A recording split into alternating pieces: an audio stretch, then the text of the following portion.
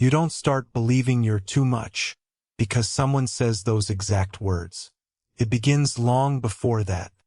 It begins with the pause after you tell the truth, the unread message, the smile that suddenly looks forced, the date that slowly becomes quieter after you become more emotionally honest. Eventually, your mind stops asking whether someone else is uncomfortable. It starts asking whether you are the problem. That question quietly follows many gay men through adulthood. Not because they are actually too emotional, too sensitive, too expressive, but because life repeatedly teaches them that acceptance often comes with invisible conditions. Be confident, but not dramatic.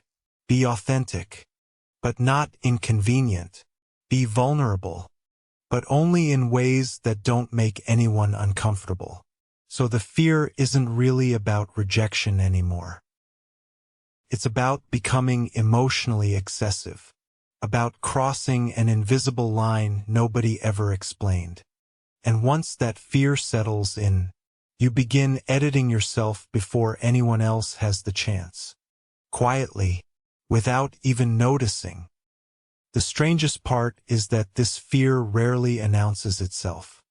It disguises itself as maturity, as emotional control, as independence.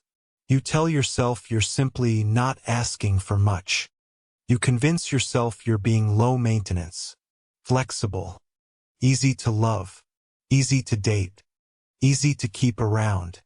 But underneath that carefully managed personality is a nervous system constantly scanning for one question. Am I becoming too much for this person? That question changes everything. You hesitate before sending another message. You apologize for expressing disappointment. You laugh after saying something vulnerable, as if trying to soften your own honesty. You become fluent in emotional editing. Not because you're dishonest, because you've learned honesty can cost connection. And that lesson runs deeper than most people realize. Many gay men grow up translating themselves before they even understand themselves. Long before dating apps. Long before relationships. Long before first love. There is often an early awareness that parts of you require management. Maybe your voice, your interests, your gestures, your emotions. Maybe nothing was explicitly forbidden. But subtle reactions become powerful teachers. A glance, a joke, an awkward silence, a correction disguised as concern. Your brain starts collecting evidence, not of who you are, but of which version of yourself receives fewer consequences. That survival strategy doesn't disappear once you come out. It simply evolves. Instead of hiding your orientation, you begin hiding your emotional intensity, your needs, your fears, your attachment. Different mask. Same survival mechanism. Modern culture makes this even harder. Today, emotional visibility is everywhere. Emotional understanding is not. People post vulnerability. They brand authenticity. They perform openness. But performance and safety are not the same thing. The internet rewards emotional exposure. Real relationships still struggle with emotional complexity. That contradiction quietly confuses people, especially gay men who already spent years wondering whether visibility would finally create belonging. Instead, visibility often creates evaluation. Profiles become products. Personalities become marketing. Identity becomes presentation. You aren't simply asking whether someone likes you anymore. You're asking whether your entire emotional presence is competitive enough to survive endless comparison. That is exhausting. Dating apps quietly reinforce this fear. Not because they're evil, because they train people to evaluate possibility faster than humanity. Every profile becomes another reminder that someone seemingly more attractive, more confident, more masculine, more interesting, is only one swipe away. Eventually your brain adapts, not by feeling secure, by becoming hypervigilant. You monitor your replies, your timing, your jokes, your appearance, your affection, your enthusiasm. You stop asking what you genuinely feel. You start asking what will keep someone engaged. Love slowly becomes performance optimization. Connection becomes emotional marketing.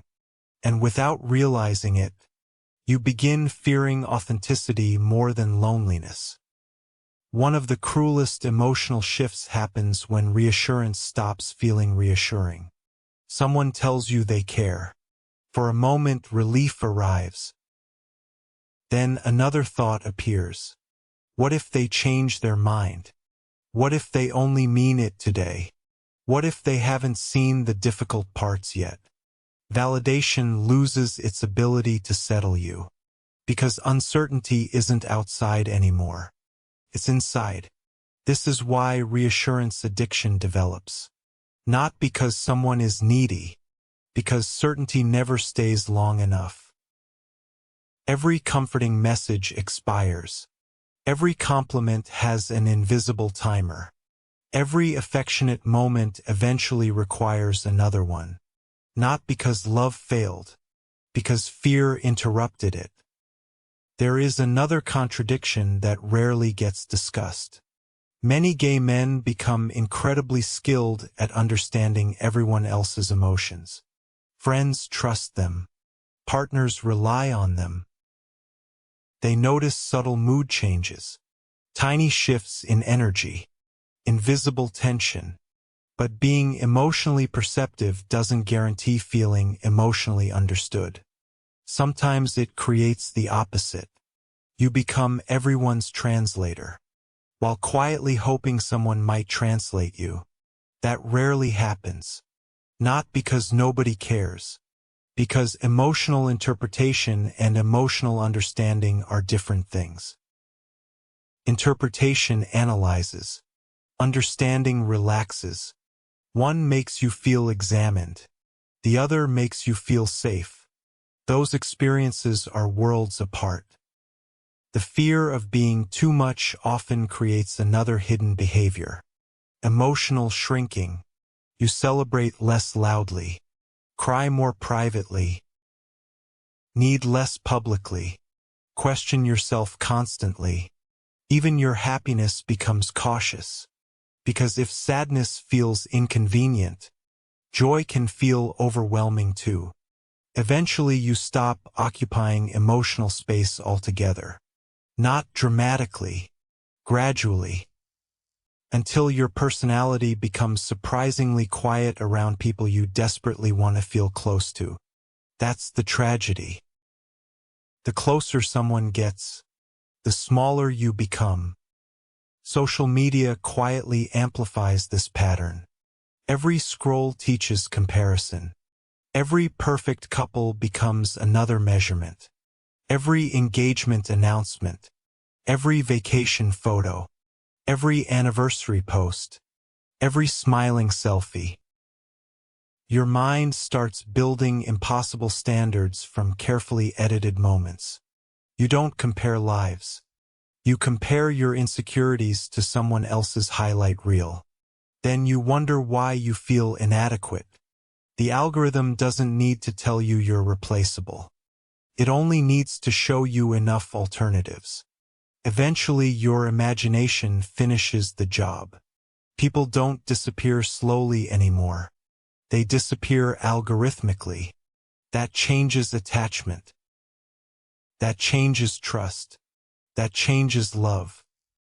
Many gay men don't fear conflict nearly as much as emotional inconvenience. They worry about asking for reassurance, mentioning insecurity, expressing disappointment, needing clarity, Because modern dating often celebrates independence while quietly punishing emotional complexity. Everyone wants authenticity, until authenticity becomes uncomfortable. Everyone wants communication, until communication requires patience. Everyone says honesty matters, until honesty interrupts convenience. So people begin negotiating with themselves. Don't send that message. Don't mention that feeling. Don't admit you're hurt. Don't appear intense. Don't become too much. Eventually you become emotionally fluent in silence. And silence starts sounding like safety. But silence has consequences. Unspoken fear doesn't disappear. Transforms. Into overthinking. Into emotional monitoring. Into replaying conversations. Into analyzing punctuation. Into wondering why someone's energy shifted. Into assuming distance before distance actually exists. Hypervigilance feels like preparation. It's actually exhaustion. You become your own surveillance system, constantly checking whether you're about to lose something that hasn't even left. That isn't peace. It's emotional self-defense operating 24 hours a day. There is a painful irony hidden underneath all this. The version of yourself you believe is easier to love often becomes harder to truly know, because you've edited away the parts that create genuine intimacy. Real closeness isn't built by perfect emotional regulation. It's built through mutual imperfection, mutual honesty, mutual repair. But if you're constantly filtering yourself, nobody is actually meeting you. They're meeting your safest draft. And eventually even compliments feel strangely empty. Because deep down, you know they aren't responding to your full reality. They're responding to the version designed not to overwhelm them. That loneliness feels different.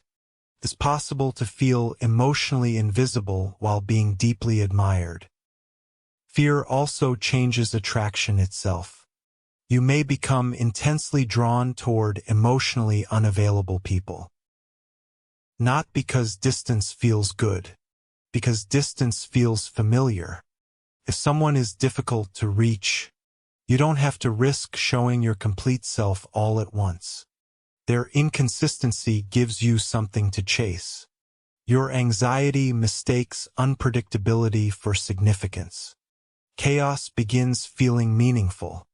Calm begins feeling suspicious.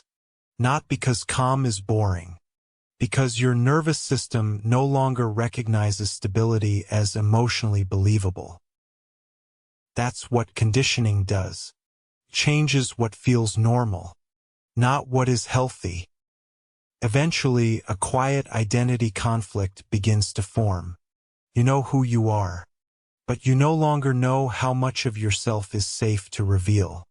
So you become emotionally fragmented.